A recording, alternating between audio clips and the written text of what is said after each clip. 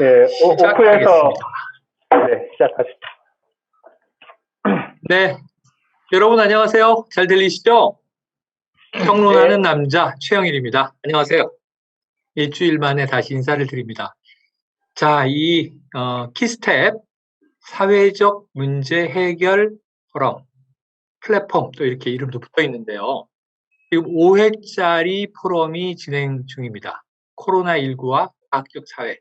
오늘까지 딱 5주째 시간 어김없이 매주 금요일 정오 12시부터 오후 1시 30분까지 지난주까지 4회차가 이루어져 왔습니다. 이 지금까지 흐름을 이제 이승규 박사님 다음 주에 잠깐 말씀을 해주실 거고요. 오늘 대단원의 막을 내리는 마지막 5회차. 자, 김준일 대표의 발제가 준비되어 있는데 굉장히 재밌는 주제고요. 이승규 박사님이 한번 전체를 한번 리뷰해 주신 다음에 소개해드리고 바로 시작하도록 하겠습니다. 박사님 마이크를 받아주세요. 네, 오늘도 오프닝을 굉장히 멋지게 해주셨네요. 서영일 평론가님 5회차 동안에 이 행사를 정말 잘 진행해 주셔서 다시 한번 감사드립니다. 저희가 참 새로운 포맷으로 이번 포럼을 준비를 했었습니다. 제목도 코로나19와 과학적 사회라고 하는 주제였는데 코로나19는 익숙하지만 사실 과학적 사회라는 단어는 처음 들어보신 분들도 많았을 거라고 생각이 들고요. 저희는 이 행사를 준비하고 또 이렇게 그 행사의 제목을 잡을 때, 이런 코로나19라고 하는 사회 전반에 영향을 미치는 새로운 문제가 발생했을 때, 사실 많은 분들이, 좀 뭔가 사회가 바뀌어야 되지 않나? 이런 문제를, 해결하는 방식이 많이 바뀌어야 된다라는 그런 생각을 다들 가지시는 것 같아요. 그걸 조금 더 발전시켜보면, 이제 문제를 우리가 어떻게 다가가고, 이해하고, 또 해결해 가는 방법을 찾을 것인가라고 하는 방식을 바꾼다는 뜻이기도 하거든요. 사실 그 중심에 과학 기술이 있고 또 과학 지식인의 역할이 크고 사실 그래서 그런 분들이 앞으로 어떻게 국민들과 또 사회를 구성하는 굉장히 다양한 분들 또 정책을 수행하시는 분들 이게 다 연계해서 협력해서 어떻게 새로운 시스템을 만들어갈 것이냐에 대한 정의를 저희는 이제 과학적 사회라는 단어로 이렇게 표현을 했던 것 같습니다. 1차에서 우리 김우재 교수님께서 이런 개념적인 부분에 대해서 굉장히 잘 설명을 해주셨어요. 과학적 사회를 위한 과학 지식인의 역할이라는 주제로 발제를 하셨는데 사실은 어떤 이론적인 내용도 꽤 많이 이렇게 제안이 됐지만 특히나 김우재 교수님은 이제 실제로 관련된 활동을 하셨기 때문에 조금 더 설득력 있는 그런 발제였던 것 같습니다. 그리고 그러한 내용 위에서 실제 우리가 코로나19에서 일어났던 일들, 그 현장에서 직접 그런 활동을 하셨던 분들이 쭉 2회, 3회, 4회 발제를 이어오셨던 것 같아요. 이재갑 교수님께서는 방역 현장에서 일반적인 방역 안에 전문가, 국민, 그리고 과학기술이 어떤 식으로 역할을 했는지에 대해서 잘 설명을 해주셨고, 또 방역 이후에 이제 이슈가 되고 있는 백신에 관련돼서는 문성실 박사님께서 그 신뢰성에 관련된 부분, 또 그리고 개발에 관련돼서 또 새롭게 중요성이 높아지고 있는 국제협력에 관련돼서는 송만기 사장님께서 말씀을 해주셨습니다.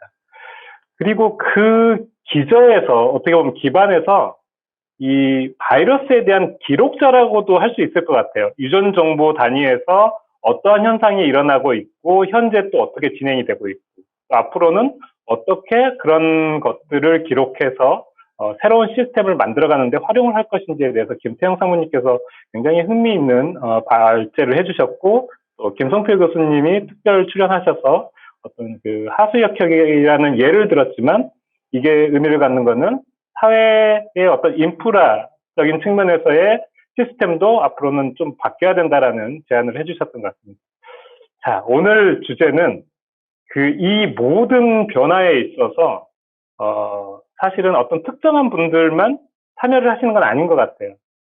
정책 전문가도 있었고 저희 과학자도 있었고 또 관련된 이해관계자도 있지만 사회를 구성하는 모든 구성원들이 다 참여를 해야지 새로운 사회 시스템으로 전환이 가능할 것 같은데 그 과정에서 가장 중요한 게 이제 정확한 정보의 공유와 그것에 대한 공감인 것 같습니다. 언론이 뭐 가장 중요한 역할을 한다는 거는 의심할 여지가 없습니다. 그래서 그 현장에서 굉장히 많은 역할을 하고 계시고 지금도 관련된 계획을 준비하고 계신 김준일 대표님이 또 발제를 맡아주셔서 굉장히 기대가 크고 더 기대가 되는 거는 이러한 내용에 대한 발제가 끝나면 오늘 패널분들이 굉장히 활발한 질문과 토론이 이어질 것 같아서 다른 네 번에 비해서 오늘 또 특별히 기대가 되고 있습니다. 네. 네, 고맙습니다. 지난 네 차례의 저 포럼 주제들 잘 정리를 해주셨고요. 그럼 바로 이제 들어가도록 할 텐데, 김준일 대표께서 오늘 발제해 주실 제목이 허위 정보와 팩트체크, 과학과 언론의 역할.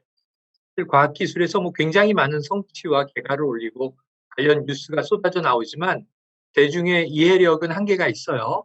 그러다 보니까 그 중간에 누군가가 그것을 또 전달해주는 매개자도 필요하고, 제일 중요한 건 우리 김우재 박사님이 늘 주장하시는 거지만 과학이 모든 과학이 아니고 대중은 이걸 과학이라고 생각하는데 유사과학이거나 사이비과학이거나 또는 이제 데이터가 왜곡된 것도 굉장히 적지가 않단 말이죠. 그 사이에서 중요한 역할을 해주시는 분이 바로 이제 뉴스탑의 김준일 대표 같은 분이십니다. 과연 팩트체크 어떻게 해야 되는지, 어떤 허위 정보들이 지금 난무하고 있는지, 과학과 언론의 역할은 어떻게 이제 균형을 맞춰야 우리 사회가 잘 나갈지 해안을 듣는 시간을 갖도록 하겠습니다. 김준일 대표님, 발제 시작하실 때 박수 한번 다 주시죠. 환영합니다. 예, 오늘 발표를 맡은 김준일입니다. 일단 이 포럼에 참여해서 굉장히 영광이었고요. 저는 과학자가 아닙니다. 다 과학자들 틈바구니에서 예, 좋은 얘기를 많이 들었습니다. 오늘 발표는 사실 이 과학자분들이 보시기에는 이게 무슨 발표야?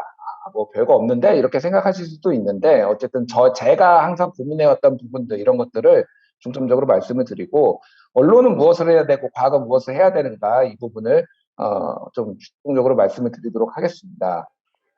자료를 공유하도록 하겠습니다. 예, 잘 보이시죠? 예. 이제 시작을 하도록 하겠습니다. 여기에 이제 자료들을 제가 여기저기서 많이 인용을 했는데, 한국언론진흥재단에서 나온 보고서들을 많이 인용을 했고요. 그 외에 기타 등등 자료를 인용을 했는데, 출처가 궁금하시면은 저한테, 제가 다 표기를 하진 않았어요. 근데 출처가 궁금하시면 나중에 저한테 질문을 주시면 제가 그 자료를 찾아서 바로 드리도록 하겠습니다.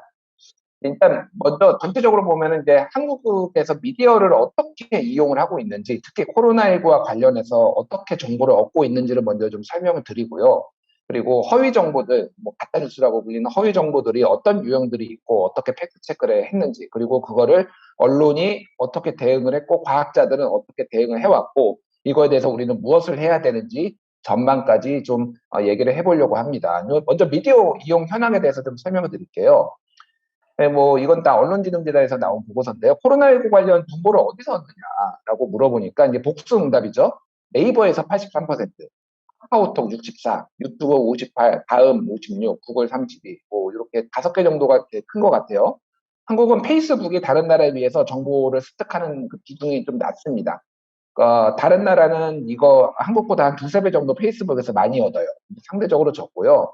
보시면 알겠지만 네이버가 압도적입니다. 전 국민의 80%가 네이버에서 이거는 네이버 뉴스를 많이 본다 이렇게 이해를 하시면 될 것 같은데 유튜브가 58%가 돼요. 유튜브에서 코로나19 정보를 얻는다. 네이버 같은 경우에는 이제 검색하는 경우도 있지만 일반적으로 뉴스를 통해서 이제 얻습니다. 그러니까 뉴스도 이제 틀린 게 많죠. 뭐 오보도 있고 이를테면은 부정확한 정보 많은데 유튜브 같은 경우에는 뉴스도 있지만은 이게 이제 네티즌들 아니면은 뭐 굉장히 많은 검증되지 않은 사람들이 검증되지 않은 내용을 올리는 경우가 상당히 많아요. 그래서 이 유튜브가 좀 문제가 될 수 있다라는 건데 그거는 뒤에 통계 데이터로 좀 보여드릴게요. 자, 이거는 코로나19와 관련 없는 소셜미디어의 플랫폼별 뉴스 이용이에요. 이게 다른 나라, 이게 로이터 저널리즘 연구소에서 매년 디지털 뉴스 리포트라는 걸 냅니다. 그래서 한국의 뭐 언론 신뢰도가 4년 연속 꼴찌했다 뭐 이런 거 보신 적 있을 거예요. 거기에서 나오는 건데 거기에 이제 들어가 있는 거예요. 노란 게 한국이고 파란 게 40개 평균입니다. 특징이 있어요. 한국이 유튜브를 다른 나라보다 거의 2배 가까이 많이 봅니다. 45%, 다 전 세계 40개국 평균은 27%. 그리고 페이스북은 적게 써요. 한 절반 이하로 쓰고 있고요. 그리고 카카오톡이라는, 그러니까 메신저죠, 메신저. 메신저를 굉장히 많이 쓴다라는 굉장히 특징적인 것들이 있는 거죠. 그래서 다른 나라하고 다르게 유튜브 많이 보고 카카오톡 많이 쓴다. 이렇게 이제 이해를 하시면 될 것 같습니다. 이거는 또 다른 연구인데요. 연령대에 따른 플랫폼별 뉴스 이용률. 그러면 나이가 어떤 나이대에 따라서 어떤 걸 쓰느냐 이제 물어봤는데, 인터넷 포털이 10대는 네이버 안 봅니다. 쉽게 얘기하면은. 그러니까 좀 거칠게 얘기하면은 네이버는 그 아재들이 보는 거예요. 40대, 50대 중년 남성들이 보는 매체입니다. 10대들은 안 보고, 상대적으로 동영상 플랫폼이 39.8% 매우 높은 거를 이제 볼 수 있죠. 다른 연령대와 비교를 해보면은. 그리고 20대부터는 뉴스를 많이 보기 시작하죠. 그래서 30대가 피크, 40대 많이 보고요. 이렇게 인터넷 포털, 네이버나 다음에서 이제 뉴스를 많이 이용을 한다는 걸 볼 수가 있고, 점점 이제 보시면 알겠지만 60대 이상 같은 경우에는 인터넷 포털의 비율이 거의 10대와 비슷한 수준으로 떨어져요. 그리고 상대적인 거죠. 상대적으로 메신저가 이제 높은 거죠. 그러니까 4.5. 그리고 뭐 SNS는 거의 안 한다고 보면 되고, 동영상, 유튜브 이제 많이 조금 상대적으로 많이 본다. 이렇게 60대는 이제 이런 특징들이 있습니다. 예. 자, 코로나가 발생한 이후에 어떤 유형의 콘텐츠를 많이 보고 있느냐 물어보니까 1위가 69% 뉴스 많이 봅니다. 이게 뭐냐? 방구석에 앉아가지고 할 거는 없으니까 유튜브 보고 포털을 보는데 불안한 거예요. 이거 코로나, 이거 내가 걸리면 어떡하지? 우리 가족들 걸리면 어떡하지? 이거 어떻게 대응하지? 하니까 뉴스를 많이 보고 있다. 다른 것도 다 늘어났지만은 압도적으로 뉴스를 많이 소비하고 있다라는 거예요. 그러니까 사실은 이제 코로나가 유행, 팬데믹 현상에서 나타나면은 수혜를 보는 업종과 이제 피해를 보는 업종이 있는데, 대표적으로 피해를 보는 데들은 자영업자들 직접 와가지고 밥 먹고 뭐 술 먹고 이런 데들은 피해를 보는데, 언론사는 사실 대체적으로 보면 이익이 증가했습니다. 전체적으로 뉴스 소비량이 늘었기 때문에 상당히 수혜를 보는 업종이다라고 생각을 하면 되는데, 뉴스 소비량이 급격하게 늘었다라고 보시면 될 것 같고요. 코로나 발생 이후 어떤 디지털 플랫폼을 많이 보느냐? 아까 말씀드렸지만은 유튜브 많이 봅니다. 제일 많이 늘었어요, 유튜브가. 2%. 그 다음에 네이버, 카카오톡, 뭐 넷플릭스 같은 OTT, 페이스북. 그래서 유튜브가 제일 많이 수혜를 봤다. 유튜브 같은 동영상 플랫폼이, 그리고 유튜브를 통해서 앞에 보여드렸듯이 뉴스를 많이 보고 있다. 이렇게 이해를 하시면 될 것 같아요. 이거는 또 다른 연구인데, 6개국을 비교를 한 거예요. 한국, 영국, 미국, 독일, 스페인, 아르헨티나를 비교를 해가지고 도대체 코로나19 관련해서 정보를 이들은 어디서 얻나라는 거를 비교를 해봤습니다. 예전에 제가 1회차 때인가 한번 이거를 좀 간단하게 언급을 한 적이 있는데, 오늘 데이터를 들고 왔습니다. 자, 한국의 특징이 뭐냐? 언론사에서 뉴스를 그러니까 코로나19 정보를 많이 얻어요. 77%로 6개국 중에서 제일 높습니다. 영국하고 미국에 비해서는, 특히 영국 59, 미국 54%에 비하면은 독일 47, 스페인하고 아르헨티나, 소위 말하는 남유럽이나 뭐 남미하고 비슷하죠. 그러니까 영국, 미국, 독일하고는 확연하게 차이가 나는 걸 볼 수가 있고요. 또 하나 특징적인 게 과학자, 의사, 건강 전문가, 네 번째죠. 언론사, 정부, 국내보건기구, 과학자. 제일 낮아요. 21%로 다른 나라의 절반에서 3분의 1 수준입니다. 보시면 알겠지만은, 예, 미국은 49%가 과학자한테 정보를 얻는다라고 얘기를 한 거고, 이거는 복수응답이니까, 예를 들면 이런 거예요. 내가 KBS를 보는데 KBS에서 이재갑 교수님이 나왔어요. 그래서 코로나19를 얘기를 한다라고 하면은 언론사도 찍고 과학자도 찍는 거예요.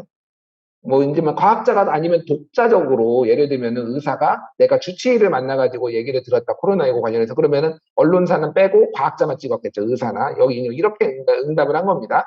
뭐가 됐든 한국에서는 과학자들한테 별로 얘기를 못 들었다. 이게 물론 이제 작년 상황이에요. 작년에 상반기 상황이기 때문에 지금은 좀 많이 바뀌었을 수도 있고, 요거 보고서가 사실 올해께 좀 업데이트가 되면은 그걸 소개하려고 그랬는데 아직 보고서가 안 나왔어요. 그래서 나중에 기회가 될 수 있으면 소개를 드릴 테고, 어쨌든 한국에서는 과학자들은 대중들한테 많은 정보를 상대적으로 주지 못하고 있다. 다른 나라에 비해서 이제 이런 통계가 나오는 거죠. 퓨처 신뢰도가 있습니다. 방금 얘기했던 그 과학자, 뭐 이런 거, 뭐 언론사 이런 거를 얼마나 믿느냐. 자, 파란색이 많이 믿는다 하면 믿는다. 그리고 보라색, 빨간색이 안 믿는다. 회색은 진한 회색은 믿지도 안 믿지도 않는다. 중립이고, 옅은 회색은 잘 모르겠다. 그러니까 회색은 그러니까 그냥 중간이고, 파란색이 믿는다, 빨간색이 안 믿는다. 이렇게 보시면 될 것 같아요. 한국의 특징을 보면은, 예, 과학자, 의사, 건강 전문가, 그러니까 전 세계 특징이 동일하게 과학자들을 제일 많이 믿습니다. 과학자들. 여기 계신 이 과학자분들을 제일 신뢰해요. 그 뭐 한국이 81%, 영국은 87%, 또 퍼센테이지는 조금씩 차이가 나지만은 근데 특이한 게 언론사가 한국이 67%로 신뢰도가 높아요. 다른 나라에 비해서. 영국 60%, 미국 52%, 독일 58%. 그래서 한국이 굉장히 높습니다. 그러니까 이게 되게 독특한 거예요. 왜냐면은 그 아까 전에 잠깐 언급을 했는데 한국의 저널리즘 신뢰도 4년 연속 꼴찌했거든요. 40개국 중에. 근데 코로나19와 관련해서 언론사에 대해서 오히려 많이 믿는다라는 게 있어요. 상대적인 거예요, 이건. 상대적인 거. 왜냐하면 언론사에서 뉴스를 많이 보기 때문에 인지도하고 신뢰도는 기본적으로 비례를 해요. 내가 알아야지 그 다음에 신뢰를 한다라는 겁니다. 그러니까 이를테면은 일보가 불신도 뭐 각종 이제 뭐 신뢰도 조사를 하면은 불신하는 언론 1위 하면 일보가 항상 뽑히거든요, 대체적으로. 근데 신뢰하는 언론에서도 한 4위에서 6위권, 6, 7위권에 항상 있어요. 알면은 나는 신뢰하고 불신도 하고 그러는 건데 어찌됐든 언론사가 신뢰도가 상대적으로 높은 이유가 지금 여기서 좀 특징적으로 지금 나타나고 있다는 겁니다. 이제 허위 정보와 미디어가 어떤 거를 하고 있는지를 좀 설명을 드릴게요. 코로나19 허위 정보 도대체 어디서 접하냐 사람들한테 물어봤어요. 예. 인터넷 포털하고 언론사 사이트에서 절반이 언론사 아니면 인터넷 네이버죠. 네이버에서 얻었다라고 답을 하고요. 그 다음이 가족, 지인, SNS, 중편, 지상파, 메신저 이렇게 있습니다. 그래서 되게 놀라운 재밌는 현상인데 코로나19 정보를 언론사에서 가장 많이 얻으면서 허위 정보도 언론사에서 제일 많이 있다. 이렇게 응답을 한 거예요. 굉장히 모순되는 것 같지만은 이거는 정보 과부하 현상이라고 보면 돼요. 그러니까 정보가 엄청나게 이 코로나19 관련해서 쏟아지면서 사람들이 헷갈리는 거예요. 그래서 이거는 틀린 정보도 막 들어오고 그러니까 이렇게 이제 표시를 했다 이런 식으로 좀 이해를 하시면 될 것 같고요. 이거는 아까 전에 그 6개국 비교한 건데 그 화면상 두 개는 밑에 잘랐어요. 자, 이것도 코로나19 정보를 어디서 얻었냐? 이거는 매체가 아니라 이제 뭐 전체적으로 그 지문 구성이 돼 있는데 한국을 보면은 정치인이 41%로 제일 많습니다. 다른 나라하고 비교해 보세요. 영국 18%, 미국이 37%라고 한국하고 좀 비슷하죠. 독일 19%. 그래서 대체적으로 다른 나라들은 한 20% 안팎인데 한국은 더블이에요. 41%. 이게 정쟁화됐다. 이 코로나19 관련된 뉴스들이 정쟁화됐다라는 거를 보여주는 거죠. 그리고 이게 실제 허위 정보인지 여부가 아니라 인지된 허위 정보거든요. 근데 모르는 사람들은 다른 나라도 다 높아요. 근데 언론사 보시면 알겠지만 언론사 역시 한국이 24%로 영국의 18%, 미국의 29%, 독일의 16%, 미국하고 비슷합니다. 미국하고 왜 비슷하냐? 이 지표들을 보면은 영국이나 독일하고 좀 차이가 나요. 한국은 미국하고 여러모로 비슷한데 이게 뭐냐면은 정쟁이 굉장히 심하고요. 정치적으로 양극화가 돼 있고요. 그리고 이게 이제 이 백신이나 코로나 문제가 상당히 정치권에서 얘기가 많이 나온 거죠. 그러니까 이거는 이제 트럼프 때거든요. 그러니까 트럼프가 끊임없이 마스크 안 쓰고 다니고 예를 들면은 뭐 백신 클로로킨, 하이드클로로킨 뭐 이런 거 뭐 게임 체인저 얘기하고 뭐 막 이런 것들이 엉망진창이 되면서 정치인에 대한 거 그걸 또 언론사들이 그대로 이제 보도를 하면서 언론사에 대한 허위 정보를 접했다라고 인지한 사람들이 굉장히 많았다. 이렇게 이제 이해를 하시면 될 것 같아요. 그래서 물어봤습니다. 이제 실제 허위 정보를 한국 사람들한테 물어봤어요. 헤어드라이어를 쏴주면은 코로나19 바이러스가 죽는다. 6.7%가 그렇다라고 이제 한국에서, 이건 한국에서만 조사를 한 거예요. 이렇게 얘기를 했어요.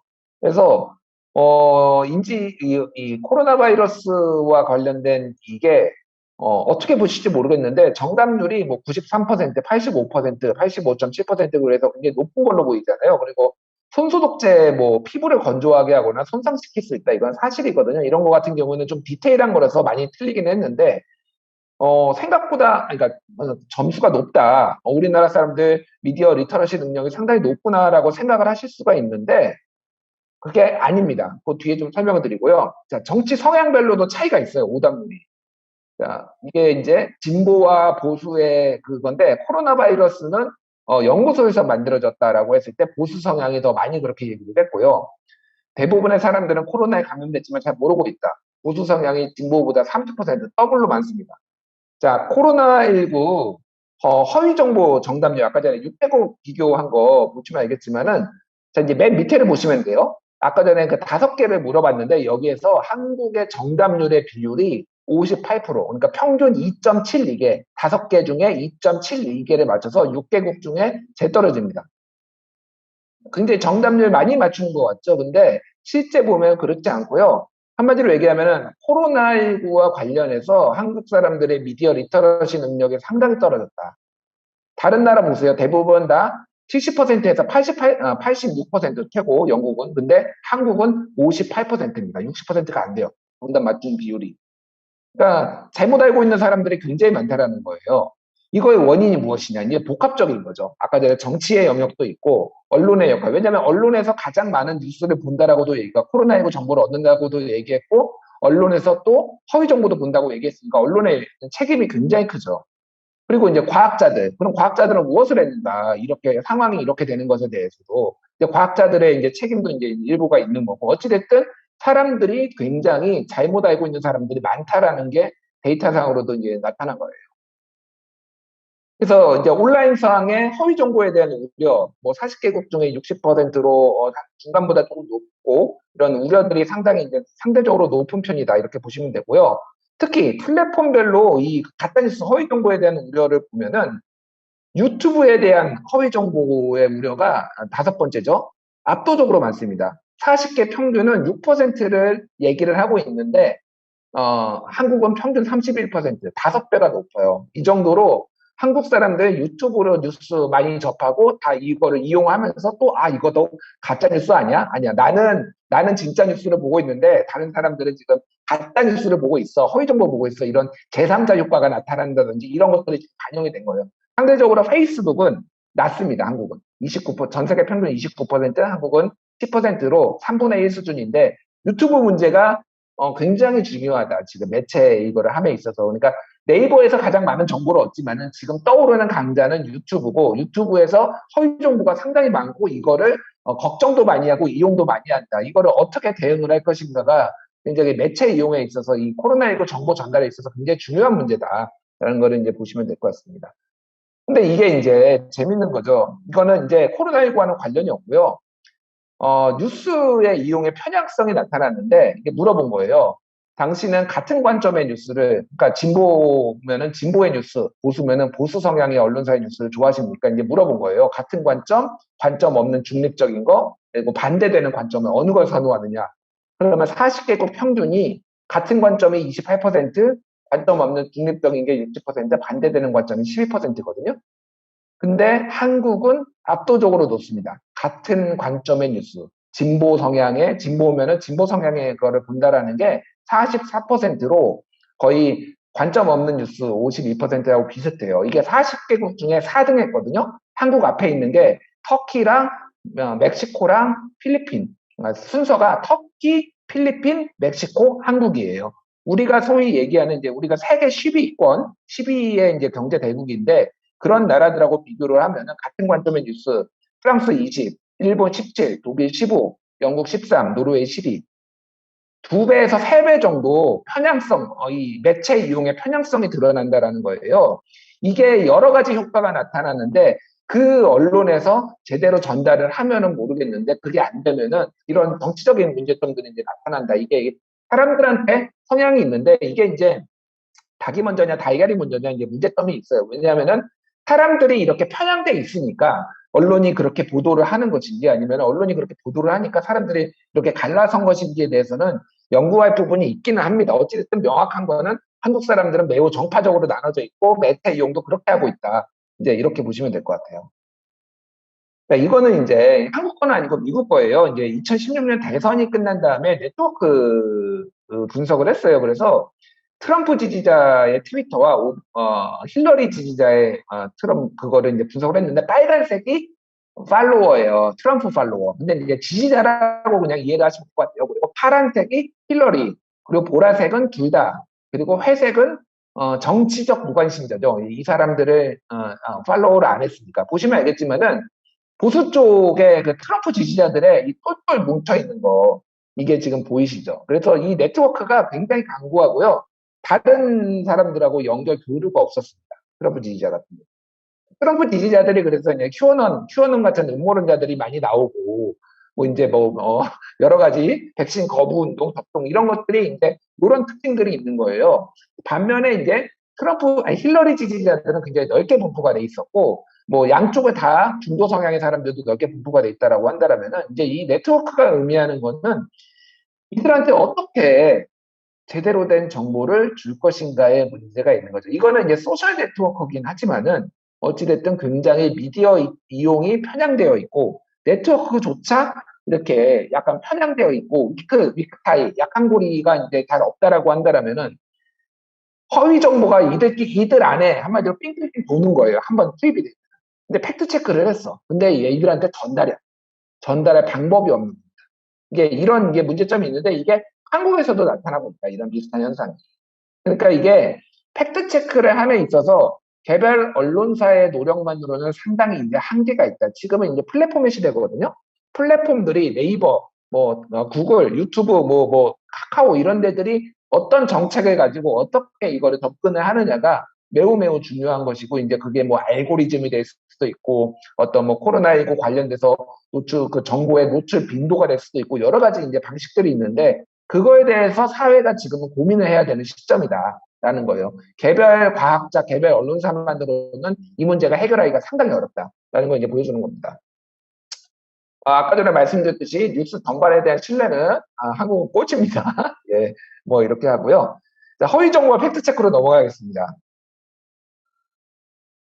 이런 것들이 있었어. IBS 국토과학연구원에서 카드뉴스처럼 만든 건데, 작년에 초중반에 나왔던 것들은 이제 맞고요. 이게 전 세계로 이런 것들이 많이 있었고, 일단 기본적으로 이제 이런 팬데믹 현상은 흔한 거는 아니고, 이 정도로 많은 사람이 이렇게 많이 영향을 받은 거는 거의 없었기 때문에, 스페인 독감, 1918년, 19년에 스페인 독감 이후로 처음이기 때문에, 이렇게 많은 허위 정보들이 이제 돌 수밖에 없는 거고, 이거는 일부러 만들어낸 것도 있지만은, 공포나 오해에서 비롯된 것들이 상당수가 많다. 이게 봐야 될 것 같아요. 근데 이제 허위 정보들이 범람을 하고 있죠. 이거 옆에 계신 분이 사진에 있는 분이 옌리멍이죠. 옌리멍. 그 홍콩 대학에 있다가 미국에 망명해가지고 폭스뉴스하고 인터뷰하고 이런 우한 연구소에서 코로나 바이러스 기원설을 강력하게 주장을 했는데, 미국에서도 이게 한동안 논란이 되다가 지금은 이제 거의 정리가 됐는데, 이게 한국에서 예전에 루즈 우먼, 좀 느슨한 여자들이라는 영국의 아침마당 같은 거예요. 여기 프로그램에 이 사람이 나왔어요. 미국에서는 다 팔아먹었거든요. 그러니까 안 되는 거야. 안 팔리니까 이렇게 영상으로 줌 같은 걸로 나와가지고 우한 연구소에서 코로나 바이러스 만들어줬다라는 거를 KBS 아침마당 가서 얘기를 했는데, 그거를 영국에 있는 더선 이런 데 있잖아요. 가십을 다루는 타블로이드지들이 썼는데, 그거를 한국 언론이 다 받았었습니다. 루즈 위민이 뭔지도 체크도 안 하고, 그 언론의 신뢰도, 이 사람의 발화자의 신뢰도가. 그래서 제가 이제 팩트체크 기사를 이제 쓴 사례가 있어요.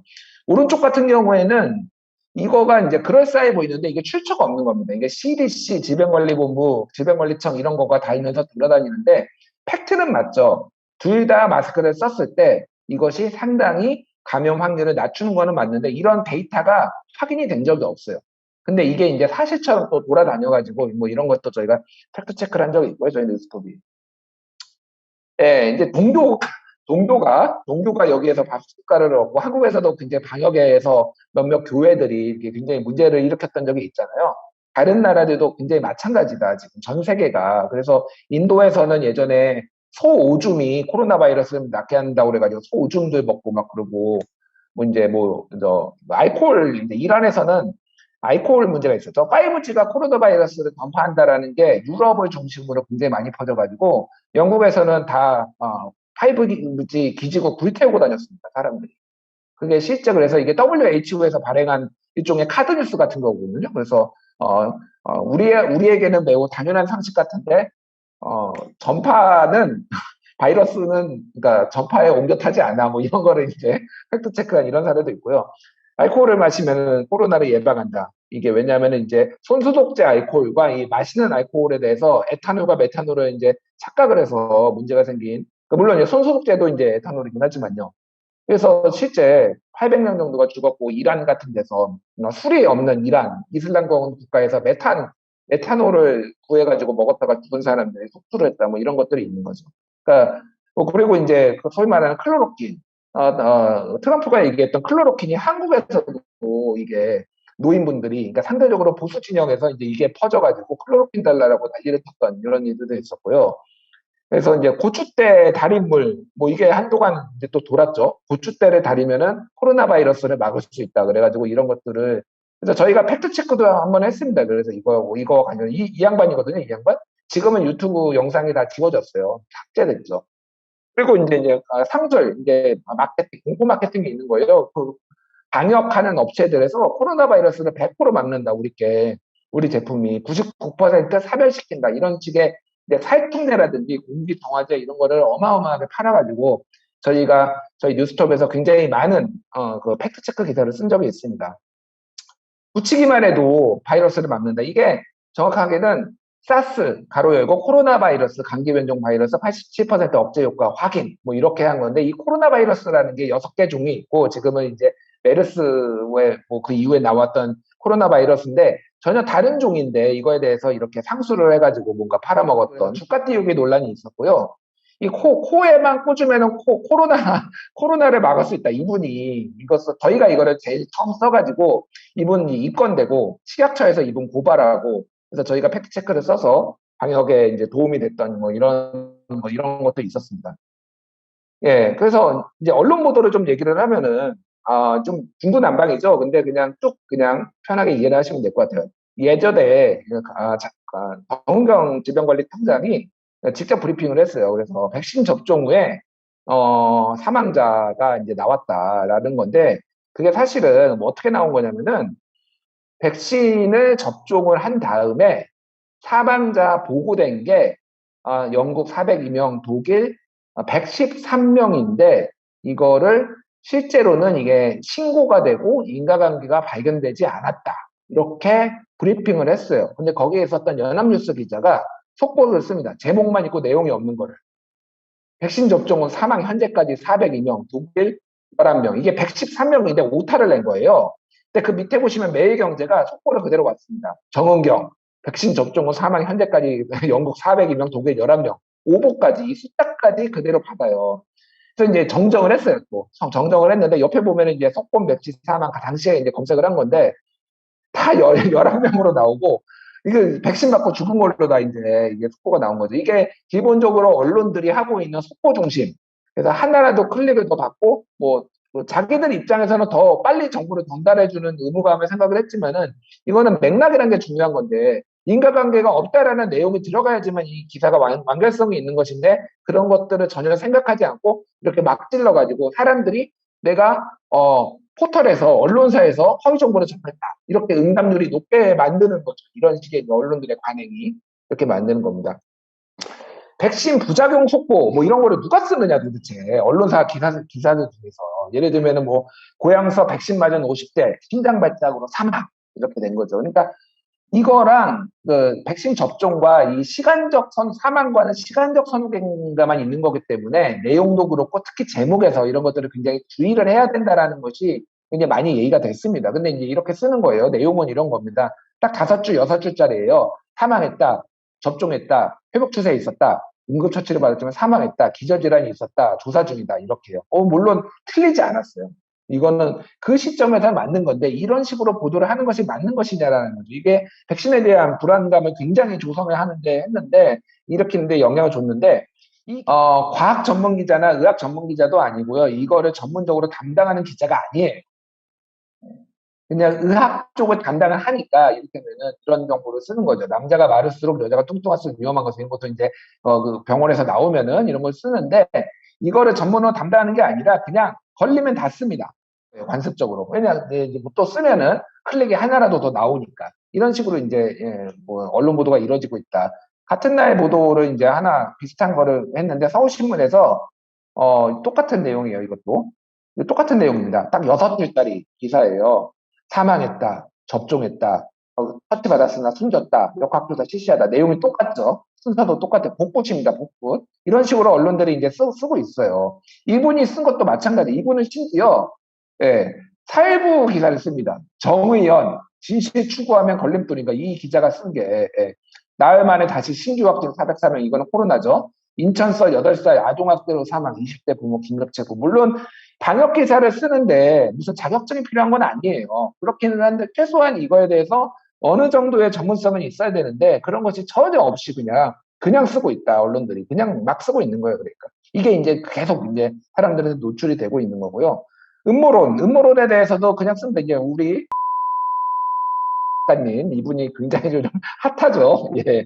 예전에 이게 굉장히 오래전에 이제 어디죠? 작년 11월에 쓴 거네요. 그래서 그 프랑스에서 그 백신 음모론 다큐멘터리 나왔거든요. 그래서 이거에 대해서 굉장히 오마이뉴스에서 상당히 상세하게 써가지고 이거를 본 시민 기자 누군가가 그 영화로는 토론이 어렵습니다라고 이제 반론이 나왔어요. 그래서 나름의 균형을 맞췄습니다. 근데 이 기사는 굉장히 많이 회자가 됐고요. 이 기사는 반론은 거의 회자가 안 됐어요. 그냥 좋아요 수만 봐도 거는 318 엄지가 있고요. 이 기사는 25건 엄지가 있어요. 노출이 10배 이상 차이가 났다라고 보시면 되죠. 자, 이제 이게 이런 식으로 언론이 보도하는 것이 맞느냐. 그게 이제 김우재 박사가 저번에 썼던 한겨레 칼럼 쓰고 반론권 주고 또 이제 하는 거 동등하게 이렇게 주장을 주는 것이 맞느냐에 대해서 좀 고민이 필요하다. 이게 어려운 문제예요, 사실은. 어려운 문제기는 한데 어찌됐든 이런 식의 이제 언론에 동등한 무게감을 주는 이런 이제 보도들 행태들이 있었다라는 거고요. 뭐 방역의 정치화가 이제 대표적인 거죠. 이제 보수 언론에서 이런 뭐 제목 보시면 알겠지만 투표일 다가오자 마술처럼 환자 급감. 이게 저기 누구냐면은 그러니까 자기들끼리 이제 이렇게 음모론 제기하고 이거에 대해서 근거가 없습니다. 뭐 왜 죽었는지에 대해서 분석이 있어야 되는데 최대집 인터뷰에서 이런 거 나오고 의사들이 문제인 거죠 분명히. 그러면 이제 언론이 또 그거 받아쓰고 이렇게 되면 사람들한테 불신을 주는 거죠. 의료계 진보진영 장이 코로나 실사. 그래가지고 이제 이것 때문에 이 교수님도 자문을 하다가 자문 그만뒀죠. 예. 뭐 이런 식으로 이제 뭔가에 정치적인 음모가 있다. 여기 세 번째 이 교수님 사진이 보이네요. 예, 뭐 이런 식으로 이제 밑도 끝도 없는 이런 것들을 이제 계속 이제 언론이 써왔다라는 겁니다. 그러니까 이제 백신 접종 거부사가 늘어났어요. 이게 이제 어디였죠?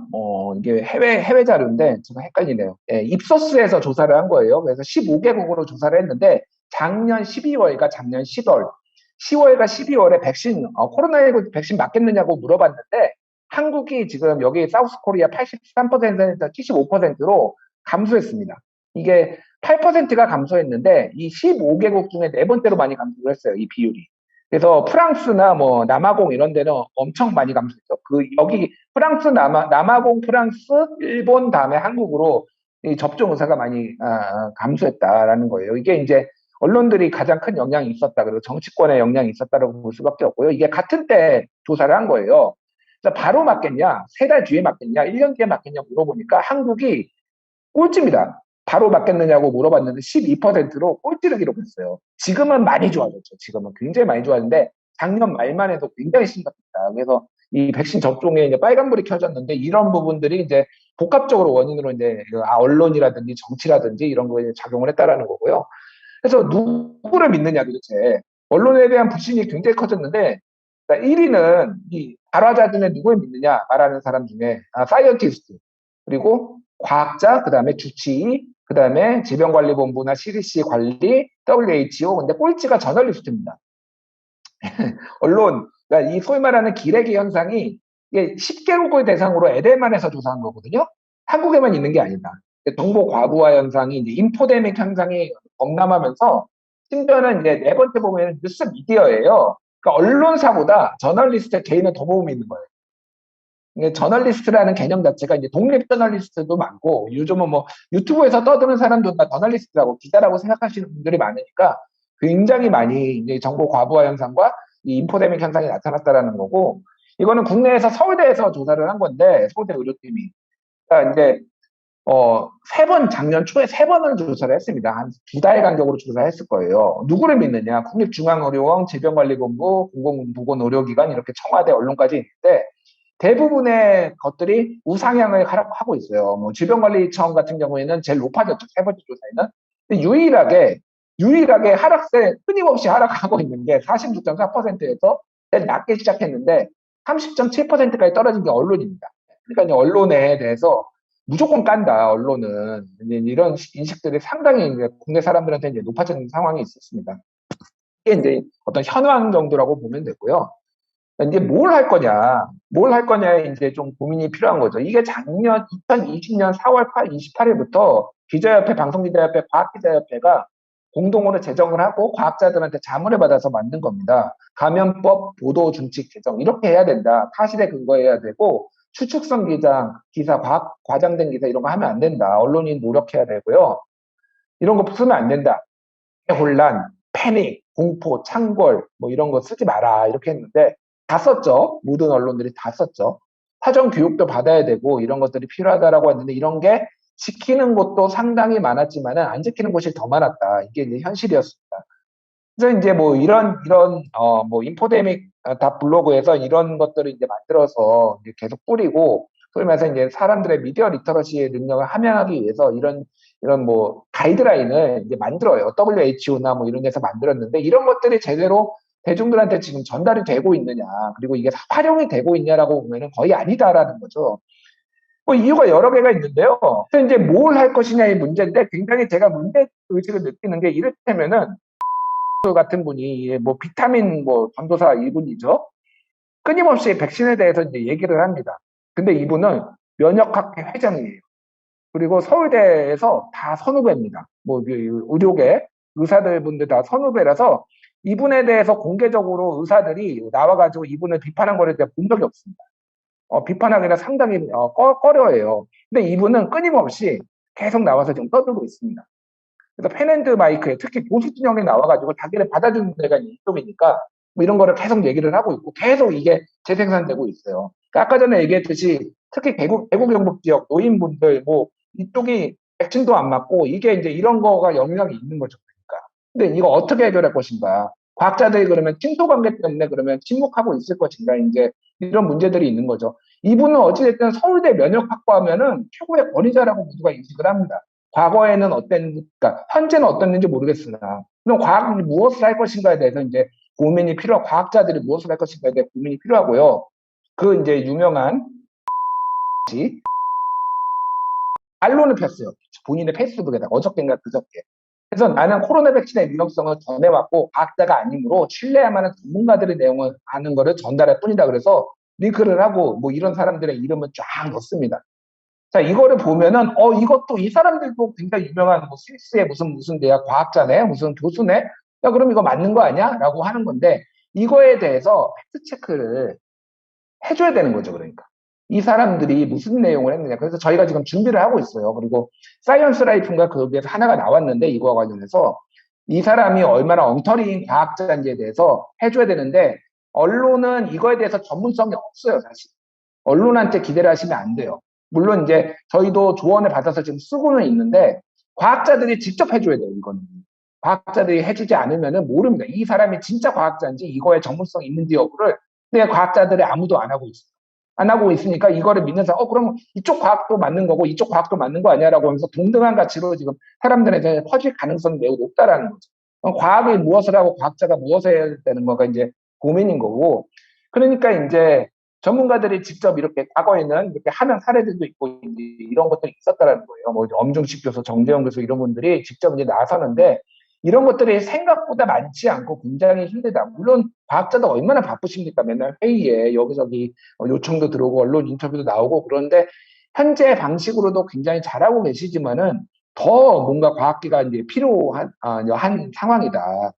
그래서 이제 가짜 뉴스를 이제 과학으로 물리친다고 해서 뭐 삼명 교수가 뭐 이런 캠페인도 벌이고 그렇습니다. 카이스트에. 근데 아까 전에 말씀드렸듯이 너무 정보가 많아요. 이 정보 과부하입니다. 하루에 포털에서 생산되는 뉴스만 한 6만 개거든요. 6만 개? 몇 개나 볼 수 있을까요, 우리가? 몇 개 볼 수 없어요. 이제 저는 뉴스를 보는 사람이니까 하루에 2, 30개씩 보는데 다들 그냥 뉴스에 나오면은 다 그게 뉴스라고 생각을 합니다. 너무 많은 매체들이 있으니까. 그러니까 이런 것들을 종합적으로 볼 수 있는 거, 물론 질병관리청도 있고 뭐 이런 것들이 있는데 정말 신뢰할 만한 곳에서 이런 것들을 이제 만들어주는 것도 굉장히 필요하다라는 거예요. 백신 관련해서 도대체 부작용이 있는 건지 없는 건지, 사람이 죽은 건지 있는 건지 아닌 건지, 효과가 있는 건지 아닌 건지에 대해서 사람들이 헷갈립니다. 이거는 충분히 전달됐다라고 하지만은 그 사람들한테 정보가 안 간 게 아니라 너무 많은 정보가 자주 가다 보니까 오히려 헷갈리는 거예요. 그러니까 얼마나 신뢰할 만한 정보가 지금 소스가 그런 거를 해줘야 되는데 한국 대한민국의 전문가들, 과학자들이나 언론이 그걸 잘 못하고 있다는 거예요. 그래서 저희가 지금 아주 미약한 조그만 언론사기는 한데 백신만 전문으로 다루는 사이트를 지금 만들고 있어요. 이걸 모아서 보여줘야 되겠다. 다 파편화되어 있거든요. 그러니까 볼 데가 없는 거예요. 그러니까 그것만 백신 아스트라제네카는 그러면은 뭐 예방 효과는 얼마고, 그러면 중증 예방 효과는 얼마인지, 그리고 뭐 정말 부작용이 있는 건지, 100만 명당 몇 명 실제 죽은 건지, 몇 명이 아나필락시스가 걸린 발생을 한 건지 이런 거를 모아가지고 백신 간 비교도 해주고 뭐 이런 정보들을, 그리고 그거를 보기 좋게 만드는 것들이 지금 언론이 해야 될 일이다. 이제 과학이 해야 될 일이다. 이제 보고요. 국민이 원하는 코로나 보도는 이런 겁니다.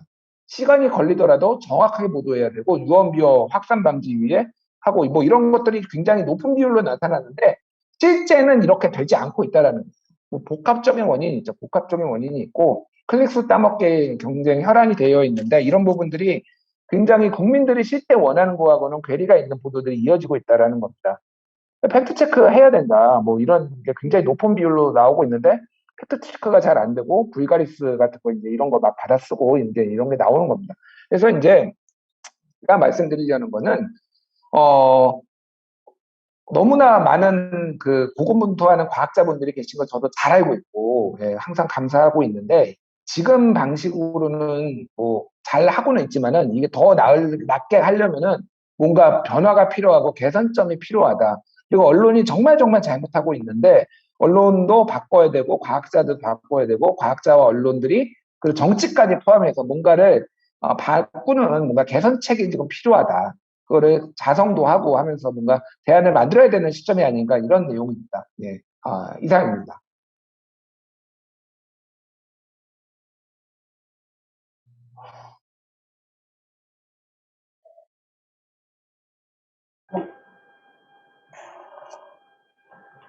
사 45분 이상 발제가 되면서 거의 그 강의, 1시간짜리 강의를 태워주셨어요. 죄송합니다. 김준일 특강. 그래서 토론 시간이 좀 압축되게 생겼는데 바로 김우재 박사님, 김우재 교수님에게 첫 번째 질문에 권한을 드리겠습니다. 지금 쭉 이제 진행된 발제 내용에 대해서 질문 주시죠. 지루한 강의 잘 들었습니다. 지루했는데 제 김준일 대표의 이런 그 강의, 특히나 과학적 팩트에 대한 팩트체크라는 뉴스톱이라는 훌륭한 매체를 운영하고 계시기 때문에 할 말이 많을 거라고 생각해요. 근데 이 김준일 대표의 강의 패턴을 보면 항상 나타나는 게 언론이 잘못한다. 언론이 정말 바보다. 언론의 신뢰도가 바닥에 가짜뉴스도 많고 이거 우리에 통감한다. 하지만 이제 과학자들 니네도 할 말은 없다. 뭐 이런 식으로 나가세요. 과학자들도 과학자들을 시민들이 과학자로부터 뭐 신뢰 있는 정보를 받지 못했다 코로나 상황에서. 근데 이거를 여러 가지 저는 변명을 하려는 생각은 아니고 뒤집어 생각하면 뭐냐면 과학자에 대한 신뢰도는 전 세계를 따져서 코로나 시기에 1위였어요. 그러니까 어느 나라나 우리나라까지 다 1위고 우리나라에서도 사실 직업에서 과학자가 1위거든요. 정치인이 꼴찌고. 그러니까 언론인은 한 꼴찌에서 한 5번째 정도 있는데. 그러니까 국민들이 과학자를 신뢰 안 하는 건 아니에요. 신뢰하는데 과학자들이 자기 의견을 얘기할 수 있는 창구가 없는 거예요. 그러니까 무슨 얘기냐면 언론이 그 과학자들을 자기네 취사 선택해서 입맛에 맞게 쓰기 때문에, 예?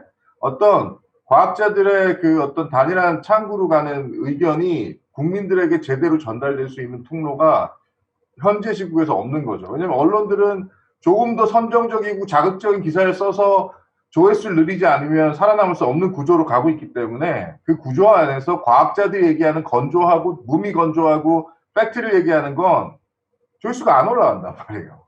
그죠?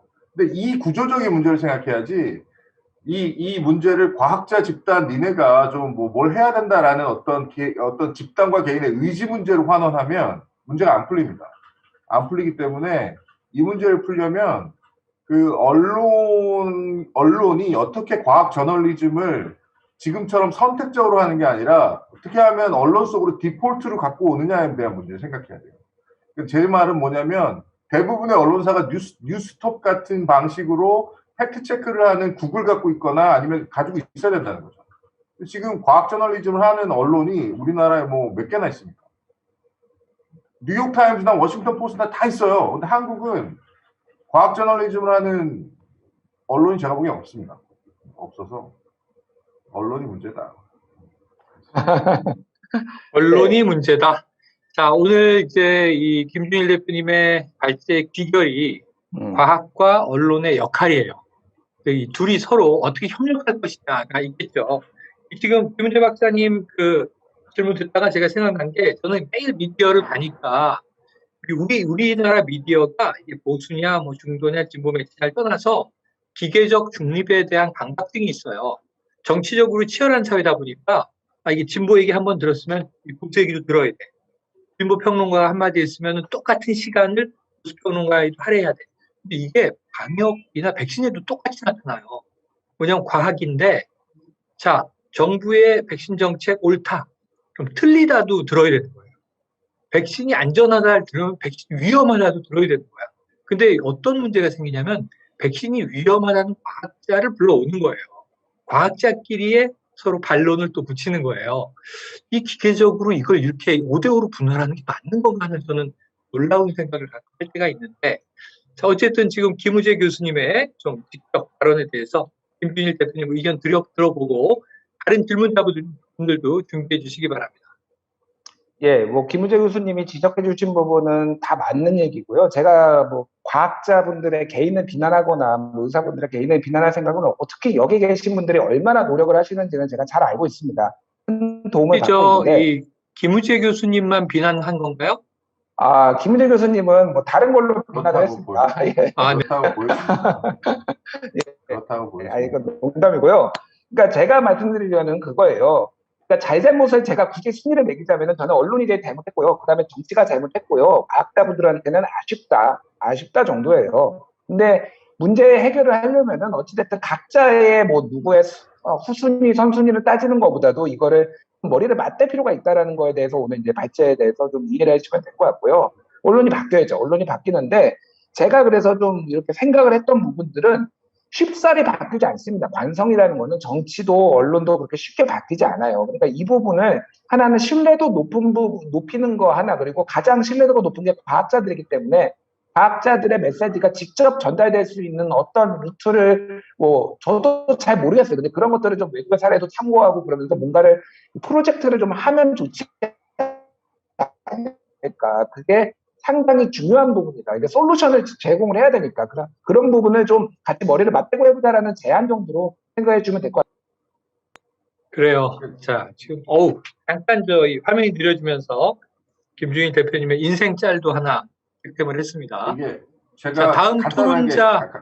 네네, 말씀하세요. 반론. 간단하게 말씀드리면 이게 간단하게 풀 수 있는 게, 이런 과학과 관련된 사안이 나오면 언론은 당연히 과학자 쓸 수밖에 없어요. 지금 보면 각 프로마다 오늘 나오는 뭐 저쪽엔 김호랑 교수님 있고 저쪽엔 이재갑 교수님, 저쪽은 뭐 다 있어서 갖다 쓰는데, 저는 이게 문제라는 거거든요. 그러니까 뭐냐면 평상시에 이런 과학과 관련된 사건 사고가 없을 때는 언론은 절대로 과학자를 데려다 쓰지 않습니다.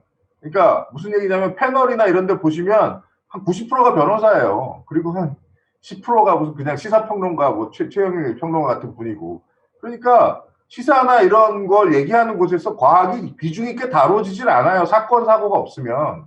그 기본적인 문화적 수준이 한국이 낮은 겁니다. 그러니까 이걸 풀려면 모든 언론사에서 과학자들 한 명씩 패널로 데려다 놔라. 평상시에도. 그러면 거기서 사건, 사고 터질 때 그 사람을 중심으로 뭔가 이렇게 여론이 만들어지지 않겠습니까? 너무 무슨 연예인, 평론가, 영화 평론가들을 맨날 패널로 데려다 놓고, 문화 평론가, 그다음에 무슨 예능인, 시사평론, 근데 과학자 있는 언론 없어요. 이게 문제다. 물론, 과학자들이 말을 잘 못한다는 것을 인정합니다. 하지만, 이렇게, 아니, 기회를 줘야죠, 기회를. 예? 기회를. 김준일 대표 처음부터 말 잘했습니까? 지금 한 몇 년 걸린 거 아니에요. 그러니까. 기회를 줘라. 감사합니다. 자, 다른 또 토론 한번 들어볼 텐데요. 지금 이렇게 앉아 계신 자세를 보니까 바로 지난주에 발제하셨던 김태형 상무님. 오늘 좀 궁금한 거 많으실 텐데 기업 현장에 계시니까 질문 주세요. 예, 뉴스타포의 김준일 대표님 말씀하신 내용처럼 이제 코로나19 팬데믹 시기에 의도적으로 가짜 뉴스를 유포하는 그런 특정 언론들이 이제 그 사람들도 있고, 근데 이제 이거를 규제하거나 또는 팩트 체크를 의무화하거나 또 전문가 그룹을 만들어서 이걸 통과해야 된다, 어떤 기구를 만들어 통과해야 된다고 하면은 이게 혹시 이제 또 언론을 탄압하는 그런 이슈가 또 발생하지 않을까라는 또 걱정이 되는데, 여기에 대해서는 어떻게 생각하시는 건가요? 일단 의무화, 팩트체크 의무화가 정확하게 뭔지 모르겠는데 말할 자유가 있는 거죠. 자유가 있는 건데 그거의 영향력을 최소화하는 방법에 대해서 고려를 해야 되는 거고, 그거를 규제를 하는 것에 대해서는 굉장히 신중해야 돼요. 그러니까 이를테면은 예를 들면은 코로나19와 관련해서 아주 특수한 상황이니까 그거를 예외를 인정을 하면은 다른 부분에 있어 정치적 발언에 있어서도 규제를 해서 벌금을 매긴다든지 이런 것들이 반복될 수 있거든요. 그러니까 그 부분에 있어서 규제 자체로 접근하는 거는 저는 신중해야 된다고 보고, 그러니까 피곤한 일이지만은 그 부분이 권위를 얻을 수 있는 그런 소스를 인용을 했을 때 그 권위가 허구였다라는 것들을 지속적으로 보여줄 수 있는 그런 것들이 이제 필요한데, 그 작업을 누가 할 것이냐. 안 한다는 거죠. 언론도 안 하고 과학자도 안 하고 아무도 안 하고 있다라는 거죠. 그럼 누군가는 그걸 공유를 하니까 이 부분을 어떻게 해결을 할 것인가. 사실 많이 좋아졌거든요. 지금 지속적으로 어쨌든 저는 이런 토론회도 나가고 제 발언들이 이제 보도도 되고 그러면서 사실 많이 좋아졌어요. 지금 이 언론, 근데 아직도 엉망진창입니다. 근데 이제 더 좋아지게 하려면은 이제 그런 것들까지 이 과학자들의 상호 비판, 이를테면은 굉장히 꺼리잖아요. 지금 그러니까 그런 것들도 넘어서야 되고 언론의 문제도 넘어서야 되는 것이라서, 저 근거가 미약한 거를 근거가 있는 걸로 포장해서 좀 이렇게 전달되는 정보들에 대해서는 저는 좀 대책이 좀 필요하지 않을까. 이를테면은 어떤 기후가 있어서 거기에서 조금이라도 검증을 해주면은 그런 것들을 언론들한테 쭉 뿌려가지고 이런 거는 다 사실이 아니다, 이런 식으로 나오는 뭐라도 좀 있으면은 훨씬 더 효율적으로 대처할 수 있지 않을까, 이런 생각을 저는 개인적으로 하는 거죠. 대략 답변 되셨어요? 네. 그럼 제가 얼핏 기억나는 게 바로 어젠가 그젠가도 페이스북에서 이 가짜뉴스 때문에 버럭하셨던 분이 지금 여기 계십니다. 바로 이제 코로나의 슬픈 영웅, 우리 이재갑 교수님인데요. 자, 지금 오늘 마침 또 그 주제를 다뤘으니까 김준일 대표님에게 이 관련해서 궁금했던 거 질문 주시죠. 그러니까 그 과학자들 또는 특히 의학자들이죠.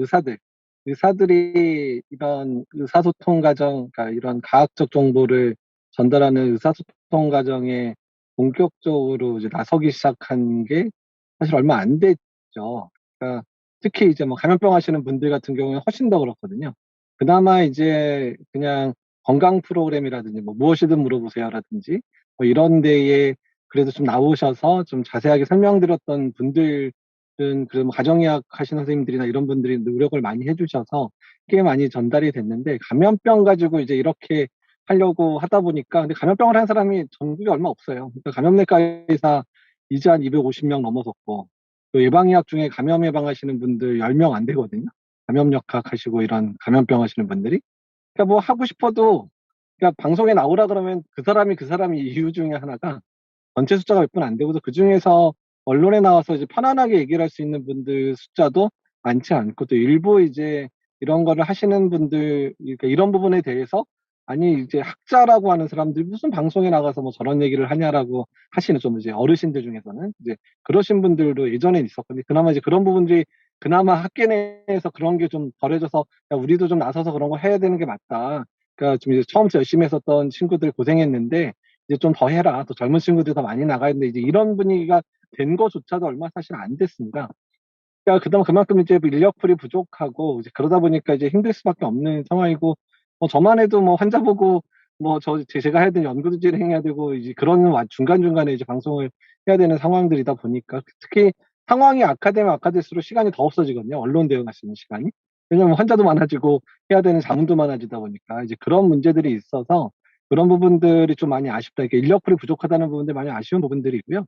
근데 저는 이제 요새 언론의 상황들을 보게 되면 그냥 솔직히 말하면 이게 노력한다고 고쳐질까? 이게 뭐 노력한다고 이게 좋아질까라는 그런 생각이 들어요. 그러니까 너무 상대를 해야 되는 언론들이 너무 많아진 거죠. 아까도 중간에 발표 자료에 나오지만 유튜브부터 시작해서 뭐 페이스북도 있고 이런 그러니까 기본적인 언론에 해당되는 채널들인 방송이라든지 신문이나 이런 전통적인 매체들이 많이 쇠퇴가 됐고 오히려 그 외에 이제 다른 매체들이 상승을 하면서 그러니까 언론이 아니지만 유사 언론으로 작용하는 게 너무 많아지다 보니까 그러니까 대응할 수 있는 여력 자체가 없는 거예요. 너무 다양해지니까 상대할 수 있는 방법들이 없어지는 거죠. 그러니까 그러다 보니까 이제 저도 초반에는 그냥 과학적 사실을 정확하게 전달하는 측면에 대한 얘기들을 이제 주로 전달하는 역할을 했던 최근 들어서는 뭐 아까 최영일 평론가님 얘기하셨지만 페이스북에다가 그 문제되는 기사들에 대해서 아예 본격적으로 공격을 제가 무슨 저널리즘 하는 사람도 아닌데 저널의 문제들에 대해서 계속해서 이제 각을 세워가지고 계속 문제 제기를 하는 이런 상황들이 돼가고 있거든요. 그래서 솔직히 지금 상황에서 좋아질 거다 전혀 기대하지 않고요. 다만 나빠지더라도 그래도 정확한 소식이 전달될 수 있는 루트라도 제대로 만들어 놓자 이 정도로 저는 기대를 하고 있거든요. 그러니까 이제 제 생각은 그렇습니다. 그래서 김재인 대표님한테 궁금한 거는 언론은 계속 이렇게 될 건가? 앞으로 언론사는 얼마나 더 망가질 것인가에 대한 부분들이 궁금합니다. 야, 거의 뭐 총체적 회의론으로 말씀을 주셨는데, 뭐 한 1년여 이제 이재갑 교수님이 이제 당해온 과정을 보면 전 이해가 돼요. 지금도 말씀하시는데 어디 지하주차장, 언론사 같은데, 지금 뭐 기자가 나오길 기다리면서 누아르 분위기로 지금 공격하시려고 대기하시는 거잖아요. 네, 김준일 대표님 한 말씀 이제 답변해 주시기 바랍니다. 일단 뭐 질문에 대해서 답변을 먼저 드리자면은 언론은 계속 이럴 겁니다. 예, 이거 왜 그러냐면요. 이게 어떤 다른 목적이 있거나 뭐 그러면은 그게 개선될 수가 있어요. 단순 실수거나. 근데 이게 밥벌이 문제하고 연결이 돼 있는 문제예요. 그러니까 지금 언론의 환경이라는 것이 매체 숫자가 어마어마하게 늘어났습니다. 지금 대한민국의 언론사가 그냥 대략적으로 활동하는 언론사가 4,000개 정도 되거든요. 4,000개. 그러니까 그들이 다 어떻게 먹고 사는가에 대해서 아무도 잘 모르죠. 예. 그런 거예요. 회장 갑자기 뭐 재벌 총수 이름을 가지고 뜬금없이 기사를 써가지고 그거를 들고 이제 입니다. 광고를 하나 주시오. 아니면은 안 좋은 거를 써가지고 갑자기 돈을 주면은 기사를 내려주겠다. 예를 들면 뭐 이런 식의 이제 막 하는 언론사가 부득이 있어요. 그러니까 작은 언론사들나. 그러니까 게다가 클릭 숫자가 매우 중요해져서 그거를 돈으로 환산되기 때문에 가장 최적화로 기사를 다 쪼갭니다. 기사를 다 하나로 묶어가지고 통합적으로 제시를 하기보다는 기사를 쪼개가지고 속보 위주로 계속 그 제목 자극적으로 달고 클릭하게 만들고 이게 이제 기본 디폴트 값이에요. 그래서 아주 저열하게 언론들이 살아가는 방식에 지금 최적화되어 있기 때문에 안 고쳐져요, 이거는. 그러니까 기본적으로 안 고쳐지는데 그나마 그래서 제가 대안으로 생각을 하는 거는 양질의 정보가 이들에게 어떤 언론이든 이들에게라도 전달이 돼서 이게 권위가 있는 그래서 이런 것들이 다수가 언론들이 쓰게 만듦으로 있어서 그런 것들의 영향력을 조금 더 막 쓰는 것들의 영향력을 줄이는 것이 중요하지 이거들을 완전히 바꾸거나 완전히 없애버리거나 이런 거는 저는 불가능하다고 생각합니다. 이게 돈 문제가 결여했기 때문에. 그래서 그런 부분에 있어서 어쨌든 과학자분들의 관심이나 뭐 이런 것들이 좀 더 필요하지 않나. 그래서 유튜브에 댓글에 보면은 뭐 과학적 사회위원회를 만들어야 된다 이렇게 지금 올라오신 분들도 있는데 뭔가에 조금 국민들이 좀 더 같이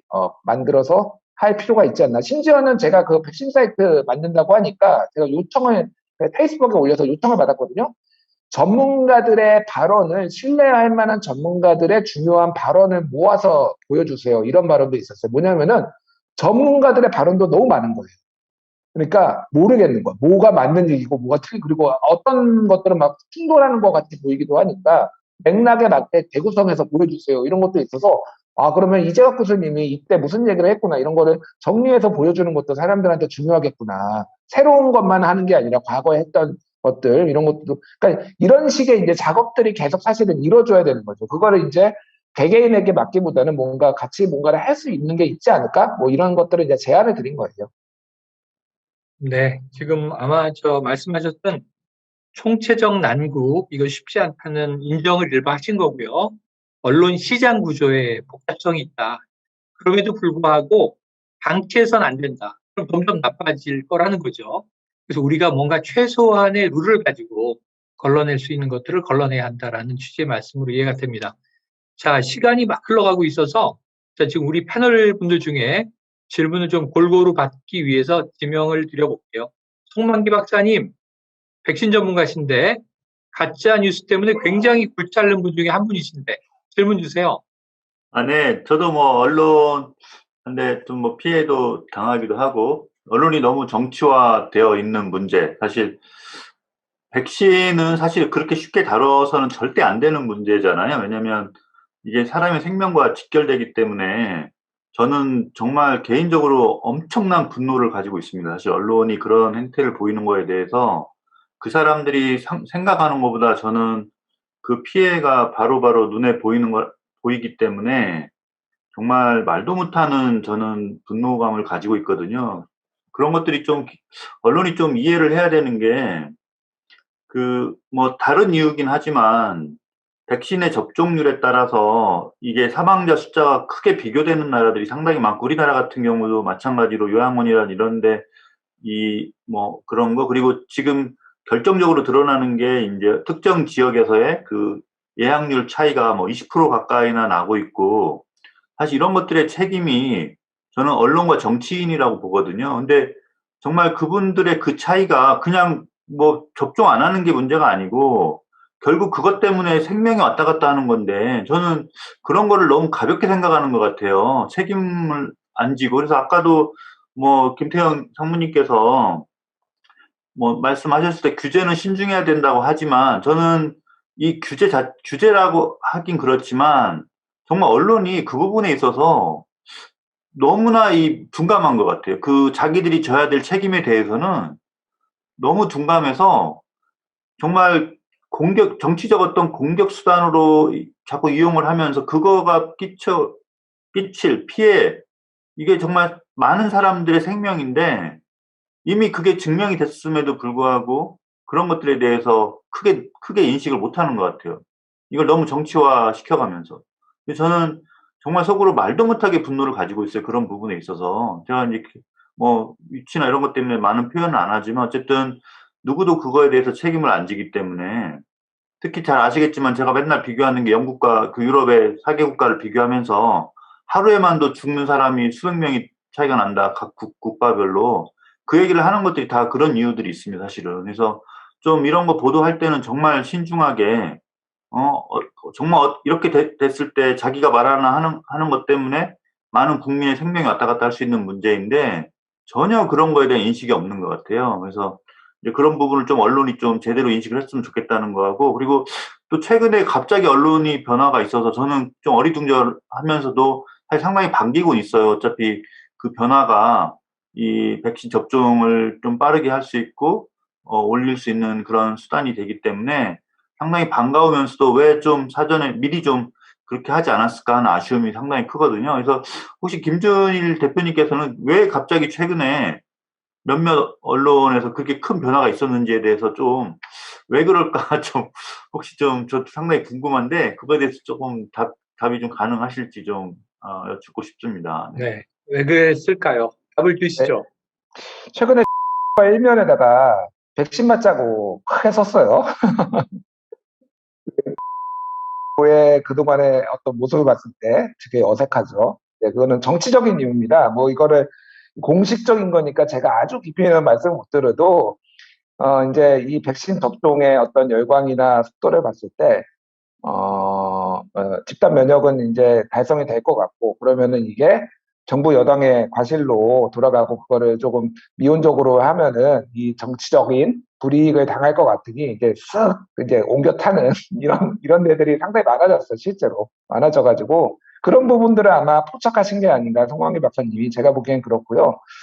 언론에 대해서 그 분노 이해합니다. 언론인으로서 굉장히 죄송하고요. 일단 굉장히 죄송은 한데, 이게 이제 아까 전에 말씀드렸듯이 그게 잘 안 바뀌어요. 이게 안 바뀌어가지고 저는 이제 뭐 이런저런 아이디어들을 좀 이제 생각을 해봤던 건데, 예를 들면은 뭐 이제 개개인이 하기에는 상당히 부담스럽다. 송만기 박사님이 사무차장님이 안 좋게 봤던 언론 보도들 막 있잖아요. 이거를 근데 송만기 개인이 비난을 하거나 이거에 대해서 뭐 페이스북에 올린다고 해서 잘 안 되거든요.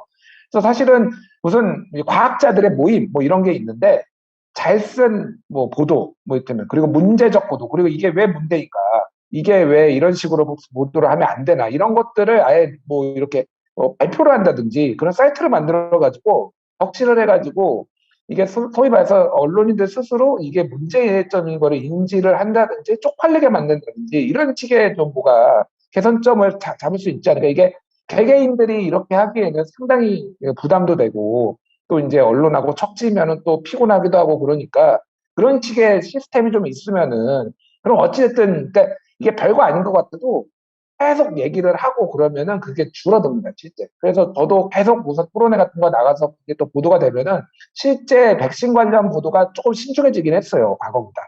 부작용 보도가. 그런 것들이 사회적 어떤 비난 기제를 좀 더 작동을 시켜서 할 수 있는 거를 좀 고민해 보면 어떨까, 이제 그런 거죠. 근데 제가 뭐 주도적으로 할 수 있는 건 아니고, 뭔가 틀이 마련되면은 저는 또 뭐 도움을 드릴 수 있는 부분은 드리고 뭐 그렇게 하면 좋을 것 같습니다.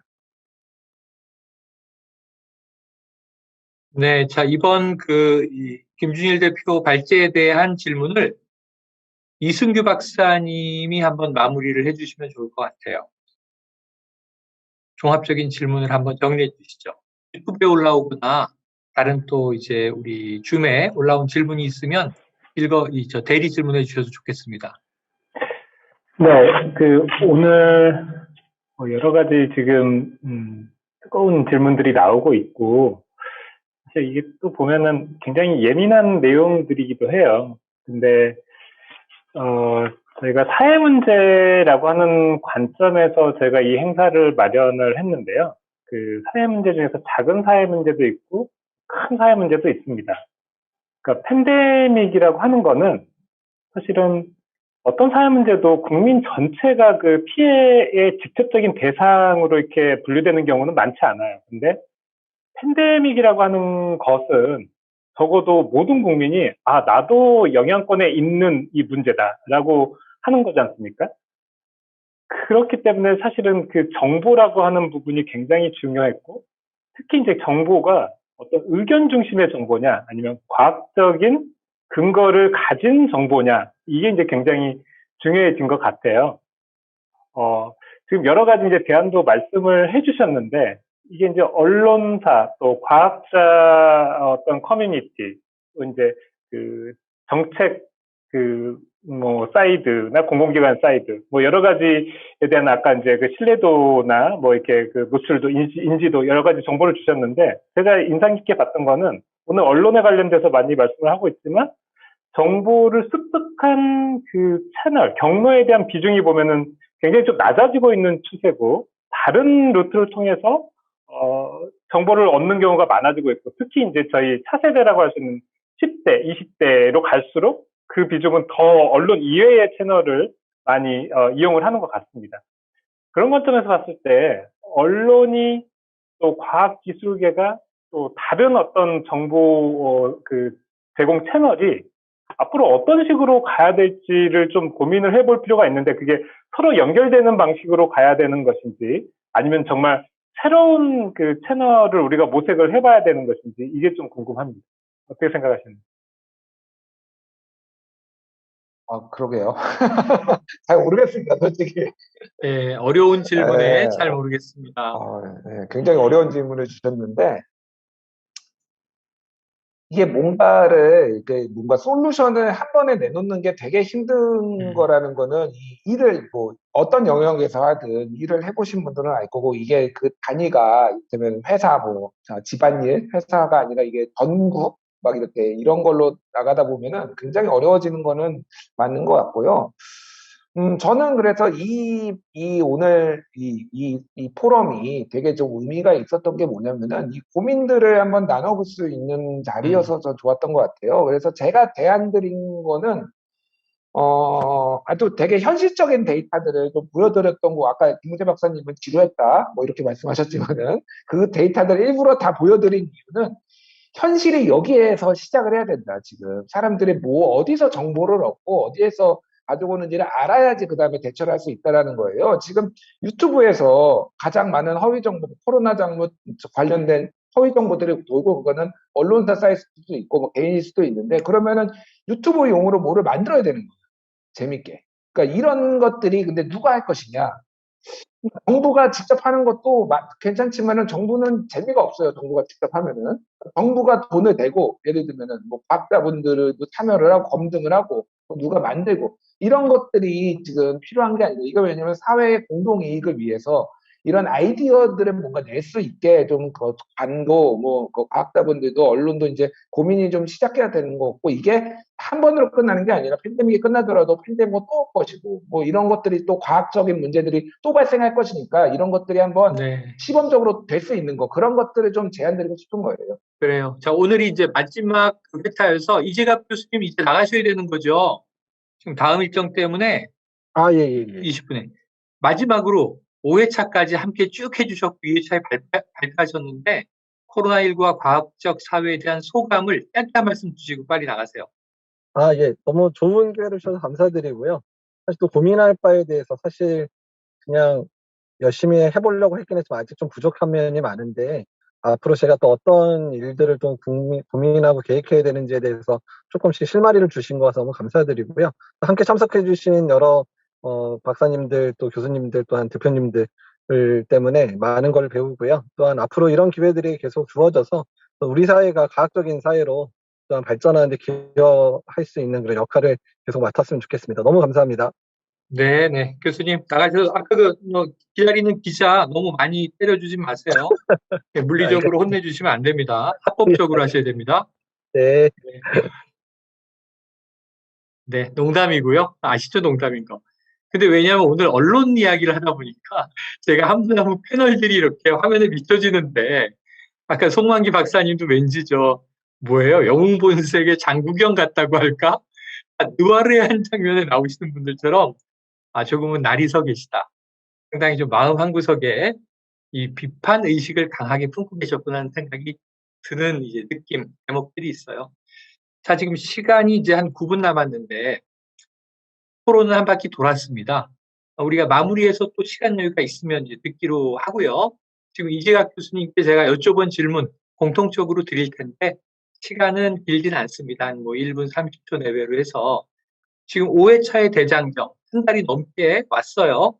지금 우리는 이제 이 봄에 시작해서 이제 여름으로 진입을 하고 있는 과정이고 코로나와 싸우는 과정이 남아 있는데 오늘 제가 너무 기분 좋은 뉴스는 지난 다정 대비 만 60세 이상 74세까지 어르신들이 접종 예약률이 정부 목표치인 80%를 넘겼다. 이게 참 저는 마지막에 역주를 달렸어요. 그래서 정말 그 피니시 라인을 딱 넘긴 것이 절묘하다 이런 생각을 했어요. 함께 노력하니까 안 될 것 같은 게 자꾸 튀어나가는구나. 튀어나가니까 체감을 하는구나. 처음에는 억지로 끌려가기까지만 체험해보니까 이거 좋다는 걸 이제 알게 되는 거죠. 그러니까 아까 말씀하신 대로 모 매체는 계속 부정의 시그널을 던지다가 이제는 우리도 돌아서야 되나 하는 또 입장을 이제 루트하기도 하는 거고. 자, 이 5회차의 고민도 그러한 노력을 담고 있다는 생각이 듭니다. 저는 이제 저의 변을 지금 다 얘기한 거고요. 돌아가면서 말씀을 들어보는데, 자, 송만기 박사님, 우리 우경이 형. 저도 이번 이제 이런 그 포럼을 통해서 이제 뭐 많은 얘기를 할 수 있었던 거에 대해서 감사를 드리고요. 그리고 말씀하신 대로 저도 지금 최근에 이제 이 갑자기 접종에 대한 분위기가 많이 반전이 되고, 그리고 80% 넘었다는 건 너무 기쁜데, 사실은 저는 90% 이상 돼야 된다고 좀 생각을 하고 있습니다. 그래야지 이제 진짜 고령자층에서 이게 위험이 많이 줄어들고, 그리고 일상생활로 돌아가는데 정말 저는 최대한 많은 분들을 접종해야 된다고 생각을 하고 있었는데, 정부에서도 6월 달 동안에는 고령자분들에게 더 기회를 준다고 해서 나름 최근에 정부의 어떤 이런 정책이나 방향이 상당히 제대로 가고 있다라는 생각들을 많이 하거든요. 그래서 나름 이제 좀 6월이 좀 지나 보면 우리가 이제 상당히 많은 걸 이루고 있을 것 같아요. 그래서 이런 것들이 될 수 있도록 과학자나 이런 언론에서 좀 더 이제는 거의 검증이 됐다고 해야 되지 않나요? 이런 백신의 어떤 부작용보다는 정말 접종을 통한, 그리고 빠르게 해결할 수 있는 거의 정말 유일한 수단인데, 그런 게 달성될 수 있도록 다들 이제 좀 노력을 해주셨으면 좋겠다. 좀 이제는 정말 부정적인 거, 제가 언론에서 이제 부작용 자꾸 질문이 들어오면 아예 답을 안 했습니다, 최근에. 아예 그냥 부작용 쪽에 질문이 오거나 이런 쪽에는 저는 아예 답을 안 하겠다, 이제는. 이제 그 정도로 좀 강하게 좀 백신을 좀 접종하는 방향으로 좀 해서 좀 빠르게 좀 극복할 수 있는 그런 길이 되고, 언론인, 과학자분들이 다 같이 좀 노력을 해줬으면 좋겠다. 이걸로 매짐을 드리겠습니다. 네, 실행에 방점을 찍어서 맺어주셨고요.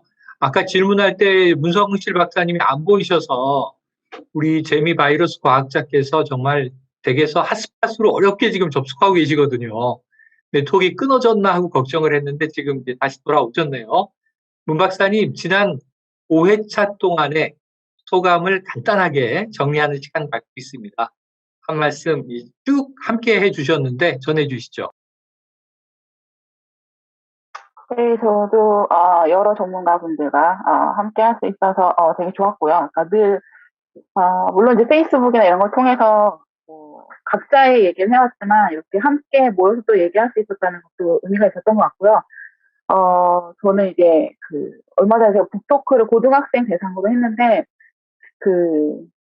제가 이제 가짜뉴스를 믿지 말고 이제 과학적 사고를 해라 이런 얘기를 했더니 고등학생이 질문하더라고요. 어떻게 해야지 과학적 사고를 키울 수 있느냐.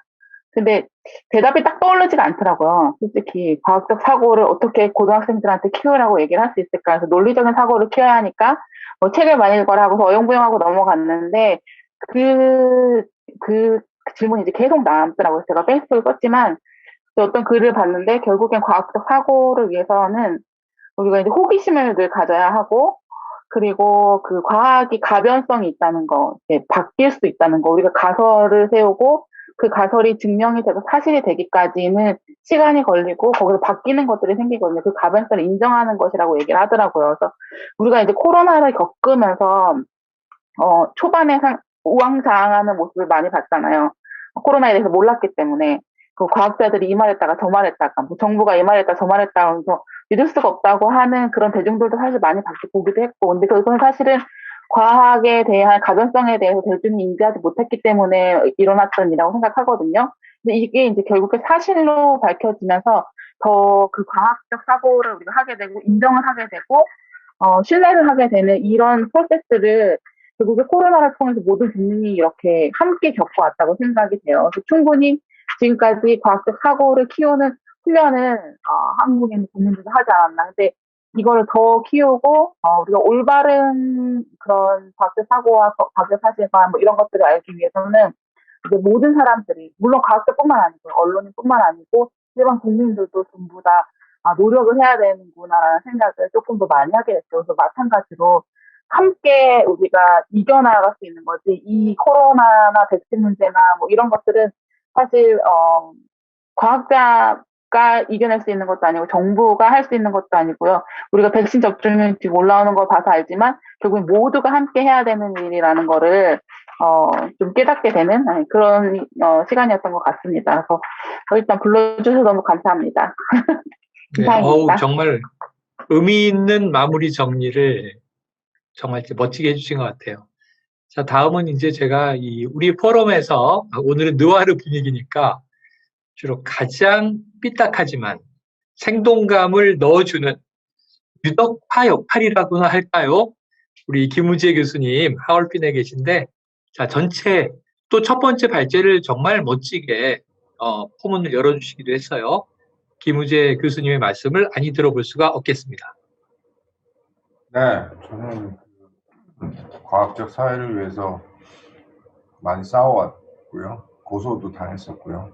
최근에는 뭐 특정 신문사 칼럼니스트도 관두는 일도 있었고요. 뭐 하여튼 여러 사건 사고에 휘말려 있지만 과학적 사회를 위해서 가는 길은 굉장히 중요하다고 생각합니다. 그리고 과학이라는 게 우리나라에서 만들어진 것도 아니고 우리가 보면 굉장히 뭐 장기 이식하듯이 이식한 게 과학이기 때문에 그 과학이 가지고 있는 어떤 사회에 줄 수 있는 문화라든가 이런 것들은 우리가 만들어 가야 되는데 이제 막 만들어지는 과정이라고 생각합니다. 그 과정에서 과학적 태도를 가진다는 게 어떤 것이냐, 그걸 제대로 아는 사람은 한국에 별로 없어요. 물론 저는 잘 압니다. 그래서 이제 만약에 과학적 태도가 만약에 언론이든 어느 분야든 간에 필요하다라는 이야기가 있으면 이제 6월 20일에 나오는 제 책 과학의 자리를 읽어보시면 거기에 자세히 쓰여져 있습니다. 제 책이 이제 조만간 나오거든요. 네.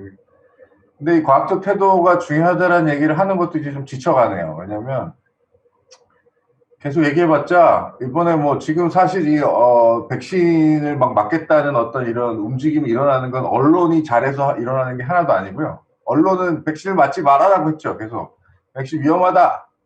불과 한 달 전까지 계속 그러다가 백신을 맞으라고 하는 게 국민의 상식이 움직이고 있는 겁니다. 그냥 그 다음에 국민들이 이제 뭐 백신을 맞으면 해외여행도 갔다 올 수 있다고 하고 막 하니까 되는 거지. 이게 무슨 뭐 언론이라든가 아니면 뭐 우리 뭐 과학자들이 잘해가지고 됐다? 저는 그렇게 생각하지 않고요. 국민의 상식 속에는 과학적 태도가 받아들일 준비가 되어 있는데 이 국민들에게 무언가를 더 빨리 알려주고 더 이분들에게 뭔가 도와줘야 할 우리가 준비가 되어 있지 않다.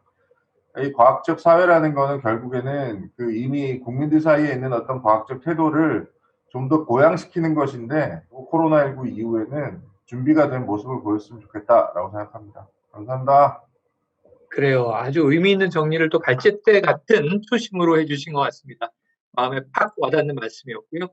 자, 기업 현장에서 계시면서 또 발제까지 맡아주시고 재밌었어요, 지난주에. 김태형 상무님의 정리 소감 한번 들어볼까요? 예. 시간이 다 된 것 같은데 짧게 이야기하겠습니다. 코로나19와 과학적 사회를 통해서 이제 참여할 기회를 가져서 너무 즐거웠습니다.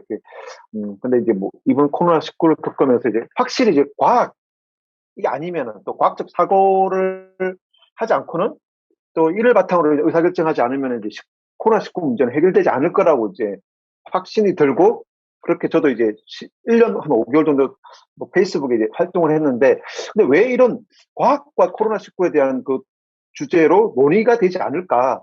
왜 이런 포럼 같은 게 없을까라고 항상 궁금했는데 이 키스텝을 통해서 이제 이런 주제로 논의가 될 수가 있어서 너무 이제 뿌듯하고 뜻깊었던 것 같습니다. 이렇게 불러주셔서 너무 감사하고 이런 모임이 계속 뭐 키스텝이 아니라도 다른 데서 주최해서 계속 유지가 되면 어떨까 그런 생각도 하고요. 감사합니다. 네, 다음 시즌이 계속된다면 지금 테라젠 바이오에서 협찬하시는 걸로 약속한 걸로 이해를 하도록 하겠습니다. 좋습니다. 뭐 상관하기 함께 해야 되겠죠. 그렇죠. 자, 이제 이 5회차 5월 7일 날 1차 포럼이 시작됐거든요. 지금 6월 4일입니다. 거의 한 달이죠.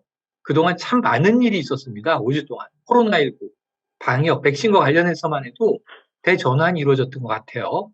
키스텝에서 참 의미 있는 포럼을 만들어주셨다는 생각이 드는데 저하고 함께 이제 모더레이터도 봐주시면서 정말 이 행사를 기획하고 준비하고 보이는 보이지 않는 물심양면으로 또 실제로 이끌어 오신 그러면서 또 여기에 함께 토론자로도 참여하셨던 근데 제가 늘 외모를 뵈면요 너무 귀여우세요.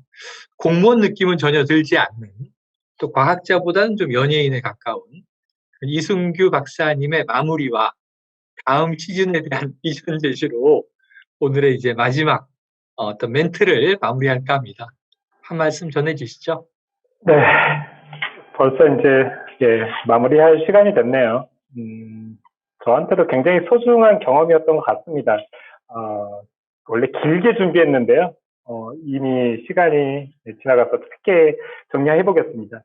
제가 과학적 사회, 코로나19와 과학적 사회를 붙여서 포럼을 하면 어떤 논의가 일어날까, 또 우리가 깨닫게 되는 건 무엇일까, 이런 고민을 해봤습니다. 개인적으로는 이런 생각이 들었어요.